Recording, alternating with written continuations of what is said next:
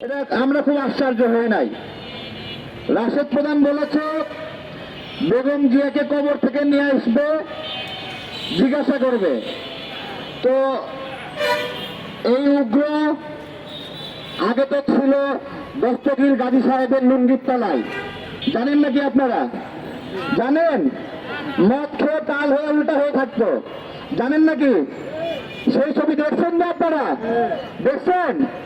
আচ্ছা, সে এখন সাদা পাঞ্জাবি পরে সাদা শকুনের বন্ধু হয়েছে। সাদা শকুনের বন্ধু হয়ে সাদা শকুনকে খুশি করতে সে মানুষের গোশত খাওয়া শুরু করেছে। আমরা জানিনি যে পরনিন্দা করা, গীবত করা, নিজের ভাইয়ের মাংস খাওয়া, এদেরকে ভাই হিসেবে জায়গা দিয়েছিল। এখন ভাই হিসেবে জায়গা দিয়েছে, সে এখন মাংস খাচ্ছে।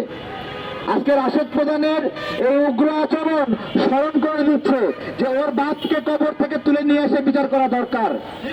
কারণ সেই বিচার বাংলাদেশের মানুষের পাওনা আছে, সেই বিচার ঢাকা বিশ্ববিদ্যালয়ের শিক্ষার্থীদের পাওনা আছে। হাতে সিগারেট নিয়ে, বন্দুক নিয়ে মধ্যরাতে ঢাকা বিশ্ববিদ্যালয়ের 7 শিক্ষার্থীকে বের করে একে একে গুলি করে হত্যা করলো। এই খুনির ছেলে রাশেদ প্রধান আজকে গলা লম্বা করে কথা বলছে। কিসের জোরে কথা বলছে গলা লম্বা করে? মগবাজারের জোরে। তো মগবাজার নিজে তো লুঙ্গির তলে ছিল। এখন স্বাধীন পরিবেশ পেয়ে তাদের উগ্রতা বাড়াবাড়ি হয়ে গেছে। আর বিএনপির ভাইকে বলবো, আপনারা তো রাজনৈতিক প্রোগ্রাম কর্মসূচি ভুলে গেছেন, তাই না?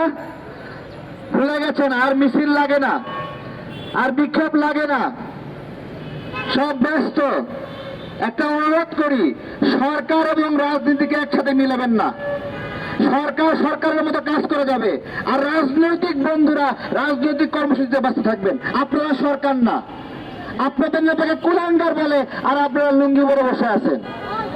লুঙ্গি যখন খুলে নেবে তখন কি করবেন বলেন? প্রিয় ভাইয়েরা, ছোট্ট একটা বিষয়, ইসলামী ব্যাংকের কয়েকজন স্টাফ এখানে এসেছেন যারা চাকরিচ্যুত হয়েছেন। তারা বলছেন ইসলামী ব্যাংকের অফিসটার মতিঝিলে নাই, কই গেছে? বলছে এটা এখন মগবাজার থেকে পরিচালিত হয়। মতিঝিলে ইসলামী ব্যাংকের হেড অফিসার নাই, এটা এখন মগবাজার সাদা শকুন চালায়। কোথায় কে বসবে, কোথায় কে উঠবে, সাদা শকুন ঠিক করে দেয়। সাদা শকুনকে বলবো, এসালন তো 82% শেয়ার উন্মুক্ত মার্কেট থেকে কিনে নিছিল, তুমি কয় পার্সেন্ট শেয়ার নিয়ে মতিঝিলের ইসলামী ব্যাংকে মগবাজারে নিয়ে গেলা? জিজ্ঞাসা করছি। 5,000 মানুষের পেটে লাঠি মেরে তাদেরকে বের করে দিয়েছে। কেন বের করলো? তাদের শিবিরের জন্য ইয়ানত দরকার, শিবিরের জন্য চান্দা দরকার, জামাতের জন্য চান্দা দরকার। যদি জামাত শিবিরের বাইরে লোক থাকে এই ব্যাংকে, তাহলে তো সেই চান্দাবাজির ভিডিও বাইরে প্রকাশ করে দেবে। এই জন্য ইসলামী ব্যাংকে এরকম করছে। আমার একটা কথা, যে এই জুলাই গণঅভ্যুত্থানের আগে ইসলামী ব্যাংকে কখনো টাকা প্রিন্ট করে দিতে হয় নাই। সবচেয়ে খারাপ মানুষগুলো ইসলামী ব্যাংক চালাইছে, টাকা প্রিন্ট করে দিতে হয় নাই। অথচ যখন জামাতের দখল করছে, বাংলাদেশ ব্যাংক থেকে টাকা প্রিন্ট করে দিয়ে ইসলামী ব্যাংকে ভর্তি দিতে হয়েছে। এতদিন ইসলামী ব্যাংক লস খায় নাই, কিন্তু যখন জামাত নিয়ন্ত্রণ নিছে 3,000 কোটি টাকা লোকসান হয়েছে। এই টাকা কেন লোকসান হলো? কে খেয়েছে? ইসলামী ব্যাংকের কর্মকর্তারা জামাতে ইসলামের নির্বাচনের গোপন মিটিং এ অংশ নিয়ে তারা পরিকল্পনা করে কিভাবে নির্বাচনে বিজয়ী হবে। একটা ব্যাংক কখনো এইভাবে রাজনৈতিক কার্যক্রমে যুক্ত হতে পারে?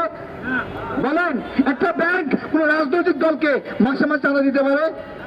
একটা ব্যাংকের কর্মকর্তারা ইসলামী ব্যাংকের বিভিন্ন ব্রাঞ্চের কর্মকর্তাদেরকে বাধ্য করা হচ্ছে তারা জামাতে ইসলামের বিভিন্ন শাখার ফ্যান কিনে দেবে। ফকিন্নির বাচ্চা, ফ্যান কেনার ক্ষমতা নয়, ইসলামী ব্যাংকের কর্মকর্তাকে বাধ্য করিস কেন?